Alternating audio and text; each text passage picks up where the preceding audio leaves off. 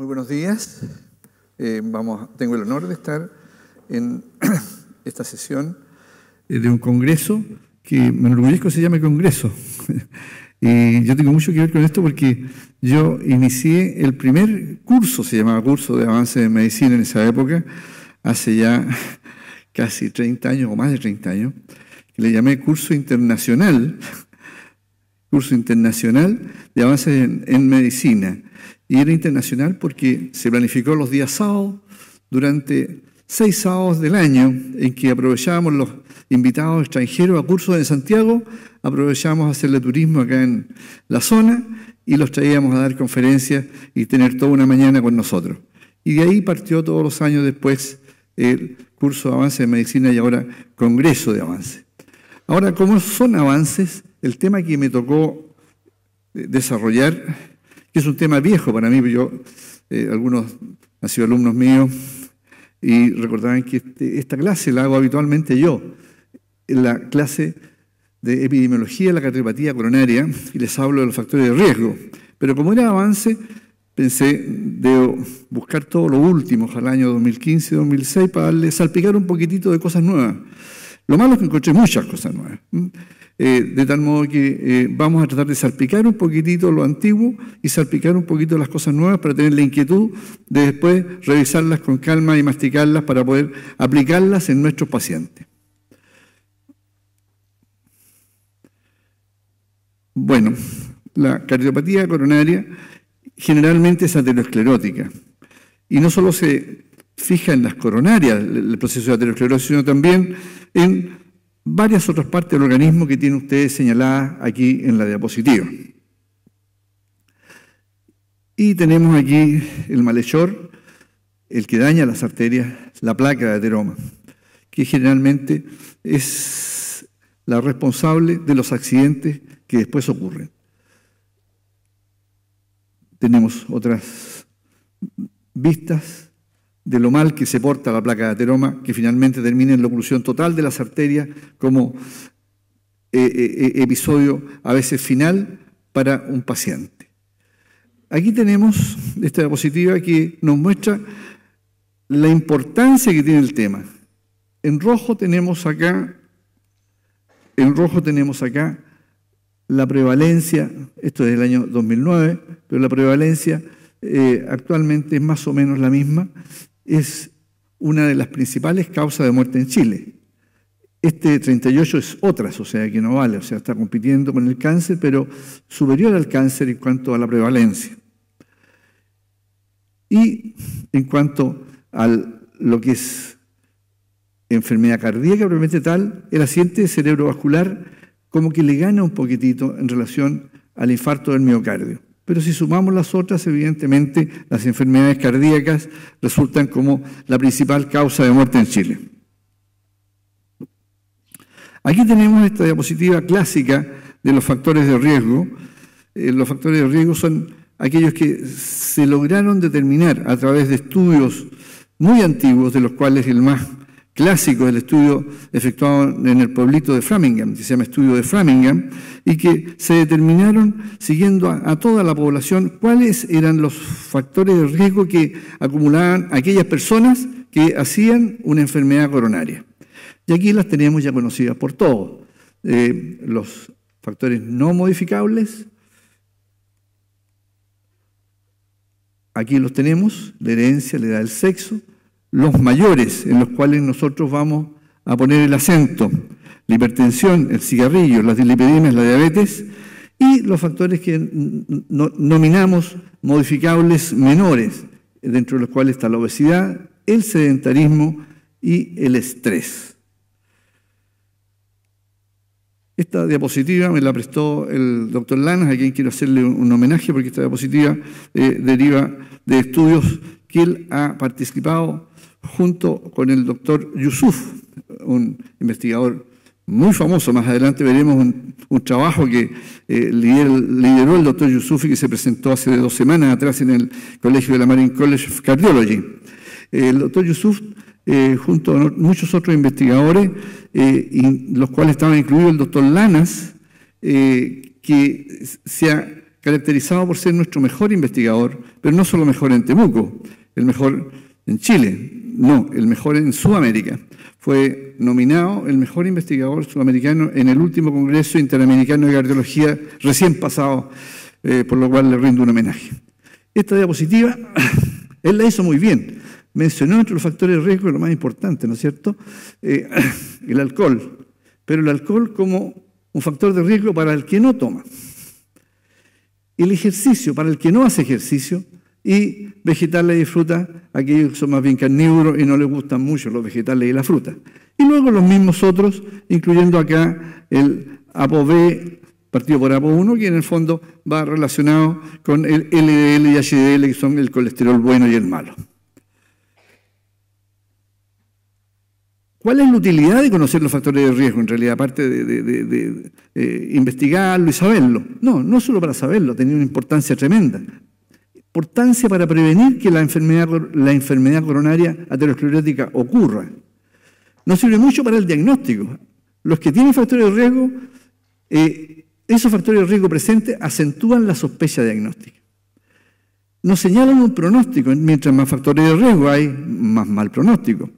Y finalmente nos permite el tratamiento de la enfermedad coronaria ya establecida, ya que si estos factores de riesgo produjeron la placa de ateroma, son responsables, evidentemente nosotros tenemos que tratar de que esta no siga creciendo o no aparezcan nuevas placas, y esta es la prevención secundaria.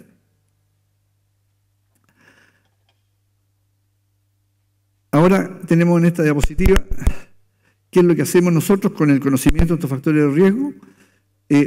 Podemos estratificar el riesgo individual de cada paciente. Hay guías en el MinSal y hay varios métodos adicionales, varias cartas de poder aplicarlas y conocer el factor que tiene cada paciente y de ahí derivar muchas veces el tratamiento farmacológico. Aquí tenemos algunas cartas, esta es la del MinSal, otra carta que también utilizamos para poder desarrollar el riesgo que tiene un paciente en particular y de ahí derivar si tratar o no tratar, ya que no los podemos tratar a todos. Aquí tenemos señalado en rojo la hipertensión como uno de los factores de riesgo más importantes. Aquí tenemos qué es lo que nosotros podemos prevenir. Aquí tenemos, por ejemplo, el accidente cerebrovascular, podemos reducirlo en un 38%, el infarto agudo del miocardio en un 22% y también la insuficiencia cardíaca.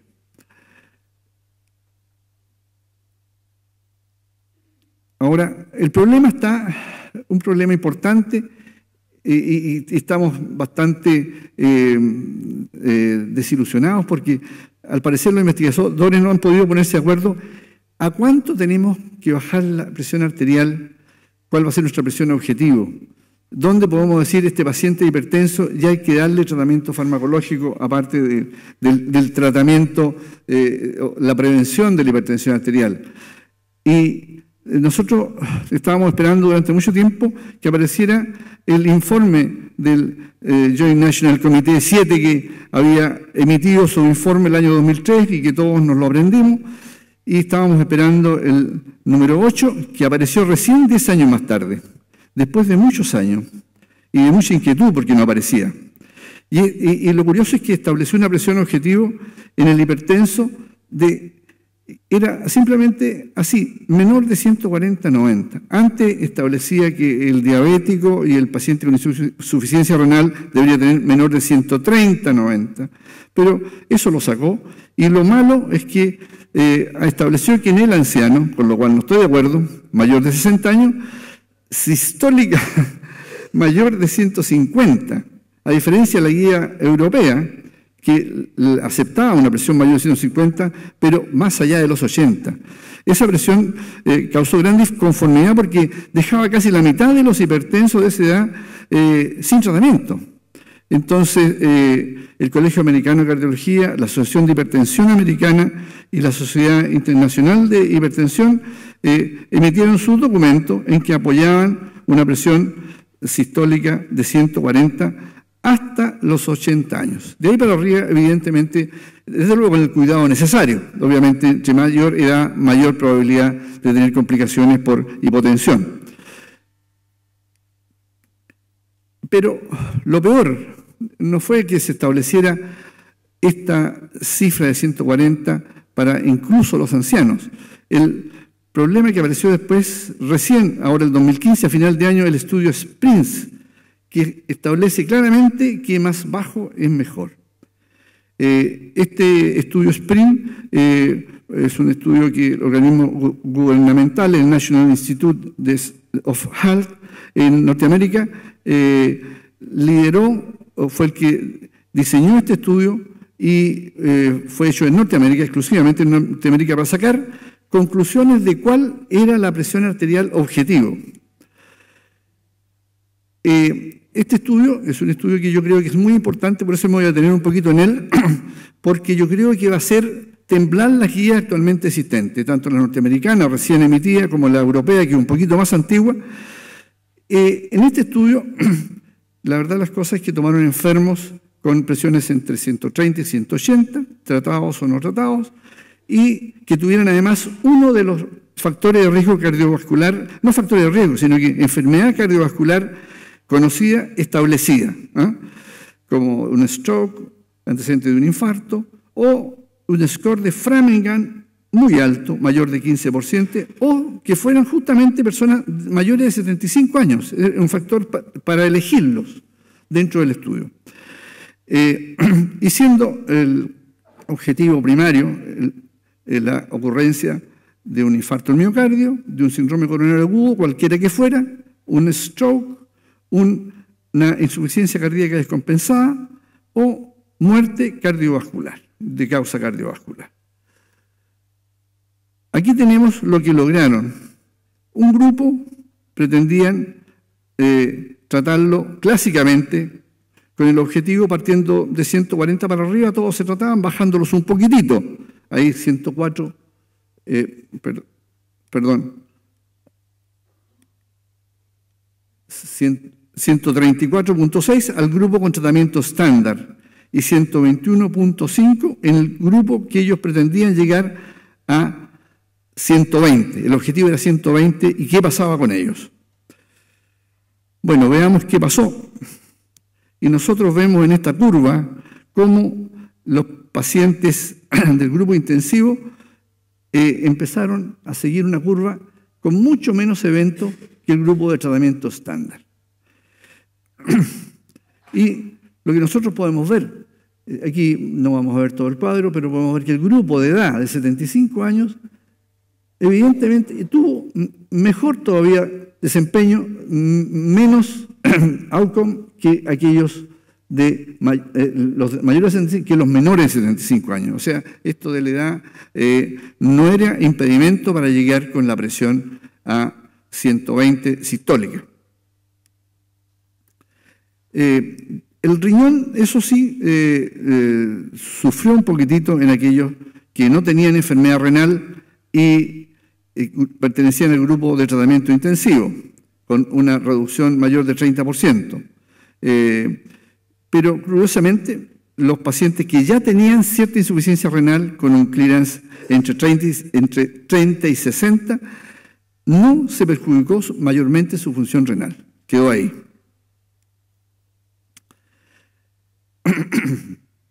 Aquí tenemos en rojo los objetivos primarios en la primera línea, con un valor de P de 0.001 y sobre todo aquellos que más influyeron, que están abajo con la insuficiencia cardíaca y la muerte cardiovascular. Conclusiones. Hay un 25% de reducción de los eventos en el grupo de tratamiento intensivo comparado con el grupo estándar y la mortalidad de cualquier causa se redujo en un 27%. Este estudio fue parado, ¿eh? Lo detuvo el organismo de salud correspondiente que había encargado el estudio y que quedó el estudio que estaba planificado para 5 años en 3.26 años. Esto todavía no ha sido analizado ni por los comités europeos, ni por el comité americano que diseñaron las guías, pero evidentemente que va a traer cola. Ellos no consideraron a los diabéticos. Los diabéticos no están metidos en este estudio porque en el estudio ACOR, que había partido antes, había partido con un grupo similares, un grupo que lo intentaban pasar a 120 y otros que se mantenían estándar.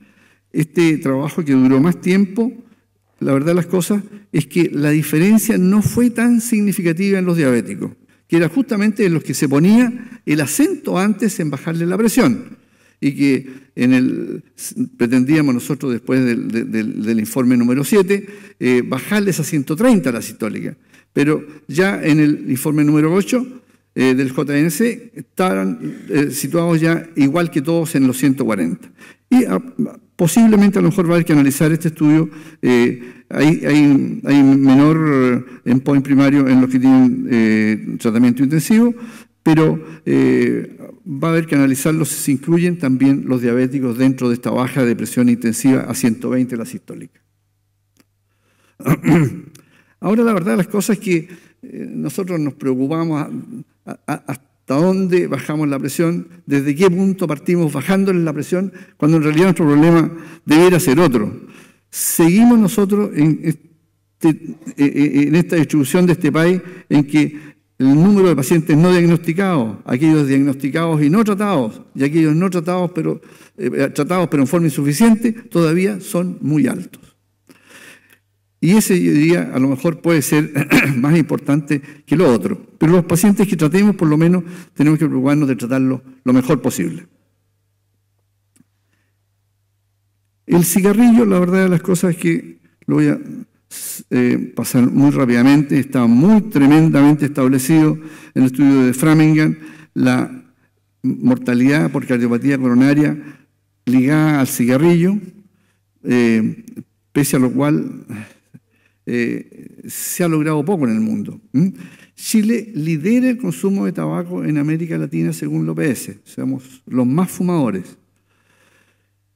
Y lo bueno a saber es que el cigarrillo es un factor de riesgo máximo cardiovascular que lo puedes eliminar de inmediato.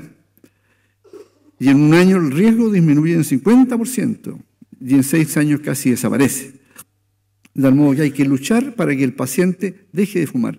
Fíjese en este cuadro en que el impacto potencial de la modificación de los factores de riesgo postinfarto, el tabaquismo se lleva 2/3 de la reducción, más que la hipertensión, que se lleva la mitad de la reducción en los pacientes hipertensos, y la disminución del LDL en forma considerable, solo 1/3.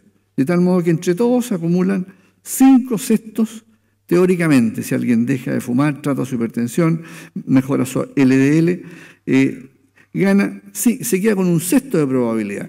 Pero el tabaquismo es lo más difícil de lograr eliminarlo. Las dislipidemias ahora. Las dislipidemias, ya en el estudio de Framingham se estableció que la fracción del colesterol que teníamos que preocuparnos era el LDL. Y ustedes ven cómo aumenta de menor de 119 a mayor de 168. Y también el estudio de Framingham estableció que el HDL era inversamente proporcional sus niveles al riesgo cardiovascular por aterosclerosis coronaria. Y teníamos valores antes establecidos de lípidos en el cual habíamos situado en 70 nuestro objetivo. Teníamos un objetivo al cual teníamos que llegar. Primero era 100, después se bajó a 70 y en eso estábamos trabajando ya hasta hace un tiempo. Pero las nuevas guías han cambiado.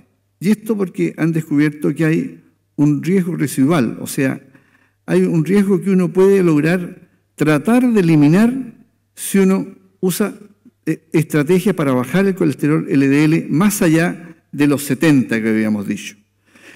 Segundo, se ha descubierto, no es que se ha descubierto, ya antes se sospechaba, que el riesgo de aumentar las dosis de las estatinas en los niveles que en este momento están señaladas como dosis máximas no es tanto, ¿eh?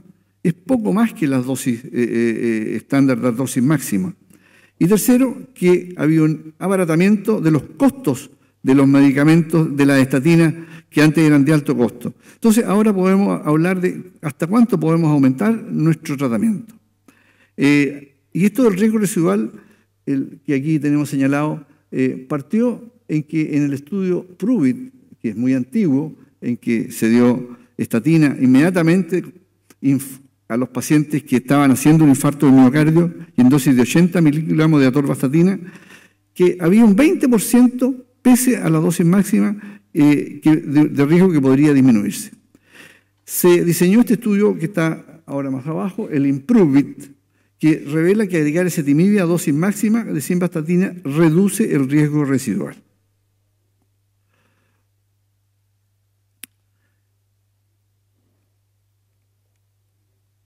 La reducción del riesgo residual es de 2% absoluta y 6,4% del riesgo relativo.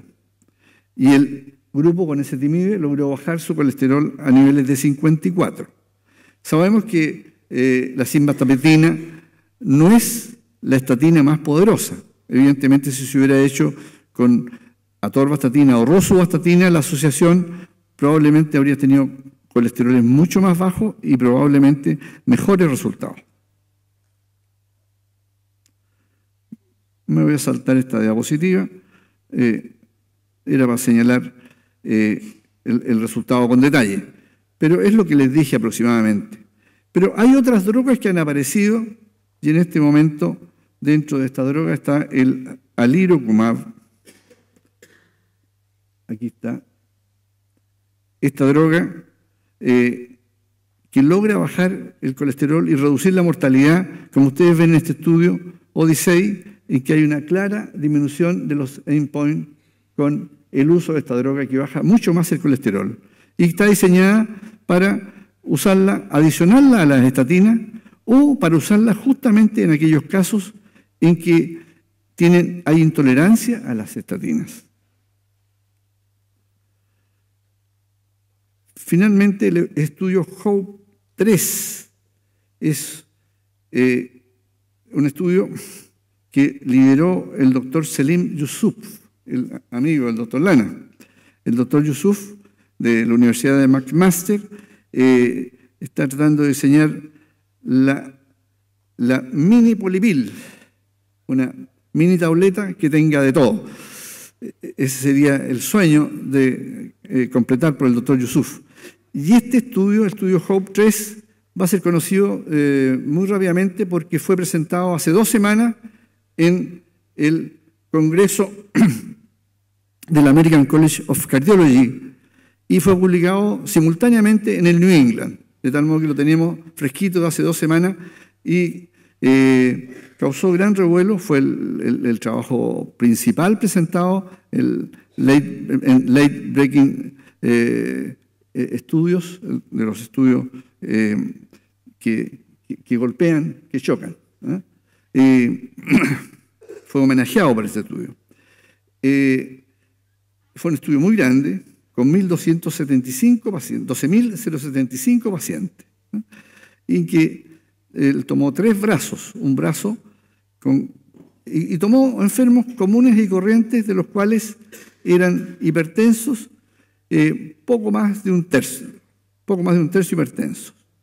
Y el objetivo primario era muerte cardiovascular, infarto y accidente vascular encefálico. Y tomó 3 brazos, un brazo con cardesartán,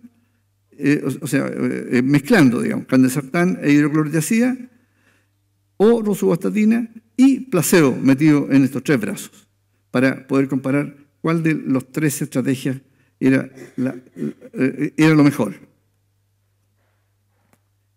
Y el resultado resumido es que hubo un porcentaje de reducción importante del objetivo primario.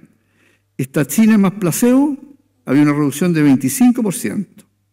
Estatinas más antihipertensivos, el candesartán y hidroclorotiazida, en no hipertenso, porque le dieron a todos, el que no era hipertenso también, un grupo le tocó, 30%. Y en hipertenso, la reducción fue de 40%, o sea, tremendamente significativa.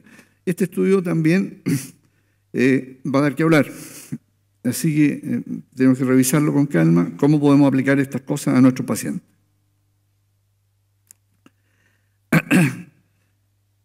Entonces, aquí teníamos nosotros el cuadro clásico a quienes dar droga hipolipemiante y teníamos bien claro que la profilaxis primaria valorábamos el riesgo de acuerdo a las tablas de eventos coronarios y según el score de riesgo decidíamos, también viendo el costo y el riesgo de dar hipolipemiante, y lo dábamos y teníamos una disminución del riesgo que se señala en la diapositiva.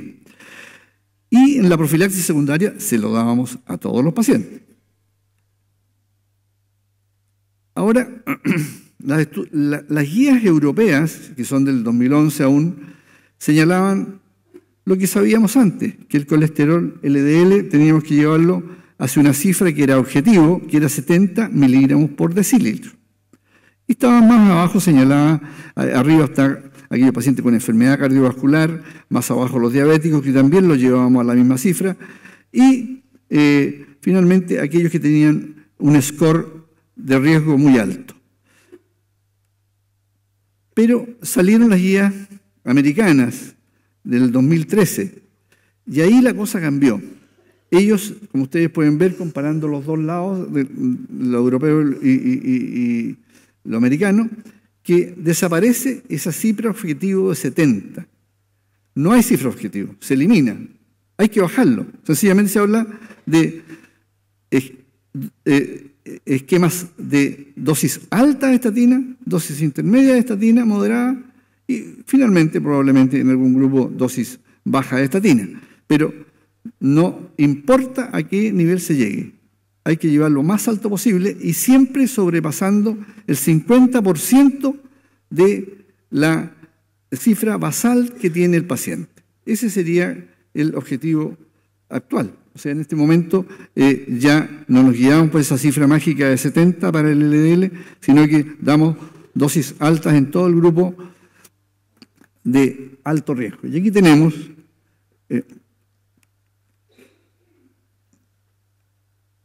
aquellos que tienen ya enfermedad coronaria, aquellos con enfermedad coronaria establecida, damos dosis alta. Aquellos que tienen un colesterol muy alto de 190, también le damos dosis alta. Y aquellos que son diabéticos, tipo 1 o 2, pero sin enfermedad coronaria establecida, damos dosis moderada, pero si tiene colesterol menor de 70, pero entre 70 y 189 le damos dosis alta de estatina. Bueno, eso en resumen lo que yo puedo decirles sobre el colesterol. Este es un diapositivo antiguo en que habla de las herramientas que tenemos para tratar la dislipidemia, aunque lo fundamental es tratar el LDL. El HDL, como ustedes saben, es muy difícil de subir, hay que luchar para hacerlo, y los triglicéridos aún todavía hay dudas de su real importancia, por lo cual luchamos generalmente, preferimos el LDL antes que los triglicéridos, los cuales evidentemente tienen terapias que muchas veces no se pueden combinar y que ustedes conocen.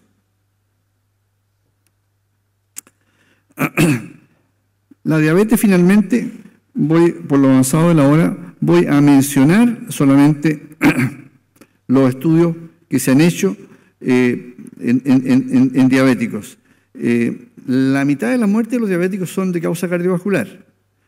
No se ha demostrado beneficio en la evolución de la macroangiopatía con el óptimo cuidado del nivel de glicemia.